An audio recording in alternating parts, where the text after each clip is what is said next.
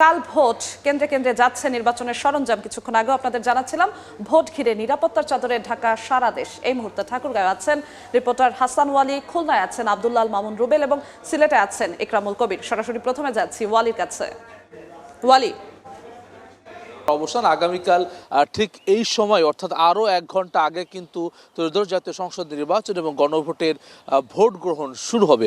আমি এই মুহূর্তে রয়েছি উত্তরের জনপদ ঠাকুরগাঁও জেলা এবং ঠাকুরগাঁওয়ের 5টি উপজেলা নিয়ে গঠিত মোট 3টি সংসদীয় আসন, যেখানে 417টি ভোট কেন্দ্র রয়েছে এবং তার মধ্যে কিন্তু 201টি অর্থাৎ প্রায় অর্ধেক ভোট কেন্দ্রকে ঝুঁকিপূর্ণ হিসেবে ঘোষণা করেছে জেলা রিটার্নিং কর্মকর্তা। আমি এই মুহূর্তে রয়েছি ঠাকুরগাঁও উপজেলা পরিষদ কার্যালয়ের সামনে। এটি ঠাকুরগাঁও 1 আসন, সদর আসন, যেখানে বিএনপি মহাসচিব মির্জা ফখরুল ইসলাম আলমগীর প্রতিদ্বন্দ্বিতা করছেন। এখানে জামায়াত ইসলামীর প্রার্থী রয়েছেন দেলোয়ার হোসেন সহ জেলার যে 3টি সংসদীয় আসন রয়েছে সেখানে মোট 20 জন প্রতিদ্বন্দ্বিতা করছেন। মোট ভোটারের সংখ্যা 12,05,000-এর কিছু বেশি, অর্থাৎ এই ঠাকুরগাঁও 1 আসন যেখানে আমি দাঁড়িয়ে রয়েছি সদর আসন, এখানেই ভোটার সংখ্যা 5,07,000-এর কিছু বেশি।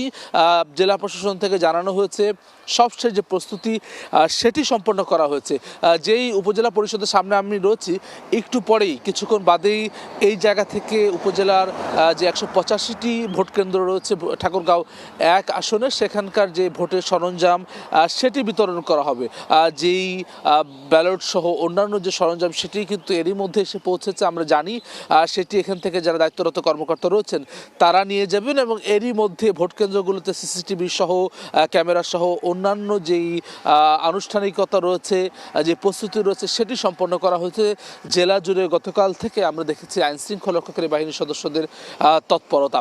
অর্থাৎ সব মিলে কিন্তু এখন পর্যন্ত ঠাকুরগাঁওয়ে কোনো ধরনের বড় ধরনের অপ্রীতিকর কোনো ঘটনা সেটির খবর আমরা পাইনি। মোটামুটি শান্তিপূর্ণ পরিবেশ কিন্তু এখন পর্যন্ত বজায় রয়েছে। সবাই প্রত্যাশা করছে যে দীর্ঘদিন পর একটি প্রতিদ্বন্দ্বিতাপূর্ণ নির্বাচনের যে সুযোগ এসেছে, সব প্রার্থী, সব রাজনৈতিক দল এবং ভোটারদের সবার সহযোগিতায় শান্তিপূর্ণভাবে নির্বাচন আয়োজন করতে পারবে। জেলা প্রশাসন রিটার্নিং কর্মকর্তার পক্ষ থেকে কিন্তু তেমন আশাবাদ ব্যক্ত করা হয়েছে। দেশের অন্যান্য আসনগুলোর মতো কিন্তু আসলে এই জায়গাটিতেও বেশ কিছু, আমি শুরুতে যেমনটি বলছিলাম যে ঝুঁকিপূর্ণ আসন রয়েছে, এর মধ্যে বেশ কিছু অতি ঝুঁকিপূর্ণ আসনও রয়েছে। আর সেই জায়গাগুলোতে মূলত নিরাপত্তা নিশ্চিত করা, সেটি মূলত এখন শেষ মুহূর্তে, যেহেতু 24 ঘন্টা সময় বাকি নেই, সেটি নিশ্চিত করার চেষ্টা করছে জেলা প্রশাসন এবং সেটি নিয়ে কিন্তু আজকে দিনভর তারা কাজ করবেন এবং পরবর্তীতে বাকি তথ্যও কিন্তু আসলে আমরা জানতে পারবো। সারা দেশে কিন্তু আসলে নির্বাচনী আবহাওয়া উত্তাপ সেটি রয়েছে। এই মুহূর্তে যেতে চাই খুলনায়, সেখানে রয়েছেন আমার সহকর্মী আব্দুল্লাল মামুন রুবেল, তিনি জানাবেন সেখানকার সবশেষ। দেশের অন্যান্য স্থানের মতো খুলনায় কিন্তু একেবারেই নির্বাচনী আবহ বিরাজ করছে। আগামীকাল যে ভোট গ্রহণ অনুষ্ঠিত হবে সেই ভোট গ্রহণের প্রস্তুতি নির্বাচন কমিশন এবং আইন শৃঙ্খলা বাহিনী কিন্তু এরই মধ্যে গ্রহণ করেছে বা সম্পন্ন করেছে। খুলনায় কিন্তু সকাল থেকেই আমরা দেখছি যে নির্বাচনের যারা প্রস্তুতি নির্বাচন কর্মকর্তা রয়েছেন তাদের আসলে জেলা রিটার্নিং কর্মকর্তা পর্যায়ে কিন্তু আসা যাওয়া শুরু হয়েছে। সকাল থেকে কিন্তু খুলনার সড়কগুলোতেও আমরা দেখছি যে এই নির্বাচনের সাথে যারা জড়িত তারা কিন্তু জেলা রিটার্নিং কর্মকর্তার কার্যালয়ে পৌঁছেছেন এবং তাদের আজকে সকাল 10টার পর থেকে কেন্দ্রে কেন্দ্রে কিন্তু নির্বাচনী সামগ্রী আসলে পৌঁছে যাওয়ার কথা। অন্যদিকে সকাল থেকে কিন্তু আমরা দেখছি যে একেবারে ভোর থেকেই টহল শুরু করেছে আইন শৃঙ্খলা রক্ষাকারী বাহিনী। সব মিলিয়ে খুলনায় কিন্তু যে নির্বাচনী আবহ সেটি কিন্তু একেবারে পুরোপুরি বিরাজ করছে। সাধারণ মানুষের মধ্যেও কিন্তু আমরা আগ্রহ দেখেছি, তারা কিন্তু আসলে এই বিভিন্ন এলাকায় খোঁজ খবর নিচ্ছেন। বিশেষ করে যারা ভোটার রয়েছেন তারা কিন্তু তাদের যে কেন্দ্র রয়েছে সেই কেন্দ্রগুলো খোঁজার চেষ্টা করছেন। একটু যদি তথ্যের কথা জানিয়ে থাকি, খুলনায় এবার খুলনার 6টি আসনে এবার নির্বাচনে প্রতিদ্বন্দ্বিতা করছেন দলীয় এবং স্বতন্ত্র প্রার্থী মিলে 38 জন। খুলনার 6টি আসনে ভোটার রয়েছেন 21 লাখেরও বেশি, যেখানে কিন্তু 10,44,000 পুরুষ ভোটারের পাশাপাশি 10,54,000 নারী ভোটার রয়েছেন। খুলনাতে মোট 840টি ভোট কেন্দ্র রয়েছে। এই 840টি ভোট কেন্দ্রের পাশাপাশি ভোট কেন্দ্রের মধ্যে কিন্তু আমরা দেখেছি যে 585টি ভোট কেন্দ্রকে আসলে 585 ভোট কেন্দ্রকে অতি গুরুত্বপূর্ণ বা ঝুঁকিপূর্ণ হিসেবে ঘোষণা করা হয়েছে এবং প্রতি উপজেলায় 2 প্লাটুন করে বিজিবি মোতায়েন থাকবে। পুরো খুলনার 6টি আসনে কিন্তু 1,100 জন সেনা সদস্য মোতায়েন থাকবেন। এর পাশাপাশি যে সমস্ত সাধারণ আসন সেখানে প্রতিটি কেন্দ্রে 2 জন করে পুলিশ এবং 13 জন করে আনসার সদস্য থাকবেন। সব মিলিয়ে খুলনায় নির্বাচনী একটি আবহ তৈরি হয়েছে। এই ছিল খুলনা থেকে আমার কাছে নির্বাচনের প্রস্তুতির সবশেষ খবর। আমরা একটু সিলেটে যেতে চাই, সেখানকার নির্বাচনের খবর জানাবেন সহকর্মী ইকরামুল হক। আর মাত্র একদিন পরই সেই ভোট উৎসব, এই ভোট উৎসবকে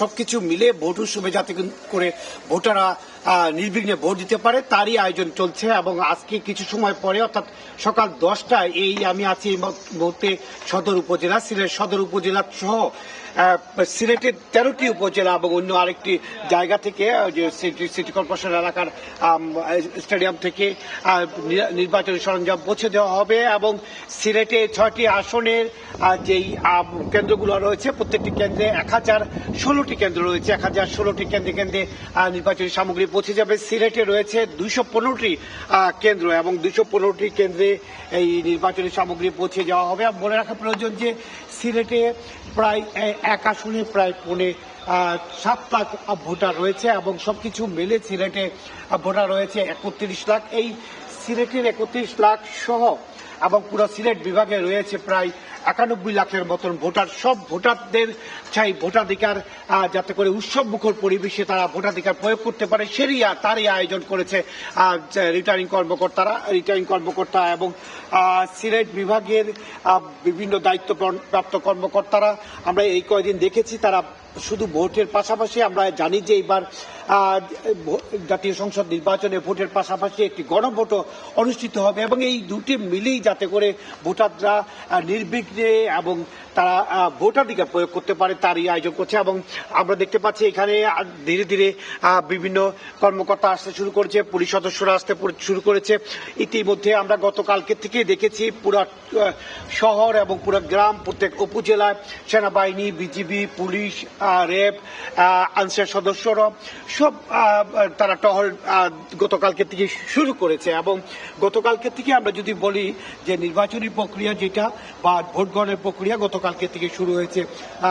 গণমাধ্যম কর্মী এবং পর্যবেক্ষকদের সেই যে কার্ড বলে সেই কার্ড বিতরণ করা হয়েছে এবং যার যার দায়িত্ব আছে সব দায়িত্বই গতকালকে বন্টন করে দেওয়া হয়েছে। এবং প্রত্যেকটি জায়গায় আইনশৃঙ্খলা বাহিনীর সদস্যরা প্রত্যেকটি কেন্দ্রে প্রত্যেকটি বুথে যাতে করে কোনো ধরনের সমস্যার সৃষ্টি না হয় সেদিকে লক্ষ্য রাখছে প্রশাসনের পক্ষ থেকে। এবং আমরা দেখেছি যে রিটার্নিং কর্মকর্তা সহ অন্যান্য যে প্রিজাইডিং কর্মকর্তা তারা স্ব দায়িত্ব পালনের ব্যাপারে ইতিমধ্যে সমস্ত আয়োজনে তারা নিয়োজিত রয়েছেন। মোটামুটি এই ছিল কালকে থেকে যে ভোট উৎসব শুরু হচ্ছে এবং আজকে সেই কেন্দ্রে কেন্দ্রে ভোট সামগ্রী পৌঁছে যাবে এবং নির্বাচনী সামগ্রী পৌঁছে যাবে তার সবশেষ খবর।